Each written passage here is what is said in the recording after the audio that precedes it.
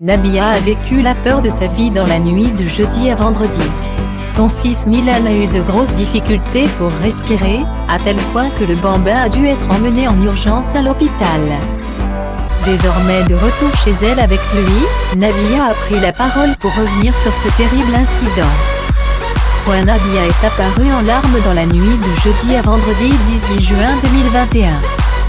La star s'est filmée depuis l'hôpital où son fils Milan, 1 an et demi, a été admis aux urgences après avoir manqué de s'étouffer. La femme de Thomas Vergara a confié qu'il avait été placé sous assistance respiratoire après que les médecins lui ont diagnostiqué ce qu'on appelle le croup, une infection virale aiguë des voies aériennes supérieures. Encore bouleversée par l'incident, Nabila a pris la parole pour donner des nouvelles sur Snapchat. On a passé la nuit à l'hôpital, il est resté en observation, on est rentré ce matin à la maison. Et c'est vrai que hier j'ai eu vraiment très peur parce que c'est la première fois qu'il arrive quelque chose à mon enfant. Même pas un rhume, une grippe ou quoi que ce soit et franchement j'ai paniqué. J'ai quand même eu le bon réflexe de le prendre et de le mettre dans un taxi le plus rapidement possible, et on a foncé à l'hôpital. C'était la meilleure chose à faire, a-t-elle confié, la mine fatiguée et les yeux encore rougis par ses pleurs.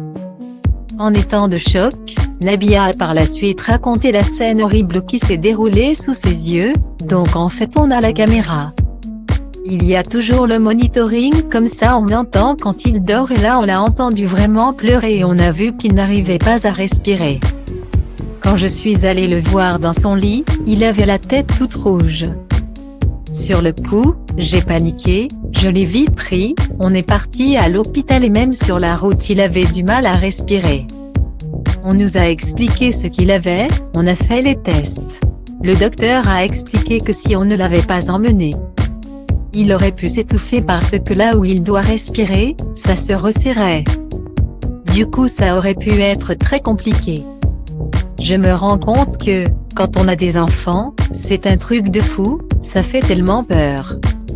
Alors, grâce à Dieu, ce n'est pas très grave mais il faut toujours avoir les bons réflexes et courir directement vers des professionnels. Ça a quand même été un choc pour nous. Nous étions paniqués, on ne savait pas quoi faire. Forcément on pense au pire. Ne serait-ce que de penser à ça, ça m'a vraiment fait du mal. C'est mon petit garçon, je l'aime plus que tout, et le fait qu'il puisse lui arriver quoi que ce soit, le fait de l'avoir vu comme ça m'a vraiment choquée, a-t-elle déclaré. Le bambin doit désormais suivre un traitement médicamenteux pendant plusieurs jours. Maintenant, tout va bien, il va se soigner. En tout cas, il y a toute ma famille qui est là, Thomas. Ne vous inquiétez pas. L'essentiel c'est que maintenant il aille bien, a-t-elle rassuré avant d'annoncer pouvoir enfin aller dormir. De son côté, Thomas Vergara ne s'est pas encore exprimé sur le sujet et n'a plus rien posté sur ses réseaux sociaux depuis l'incident.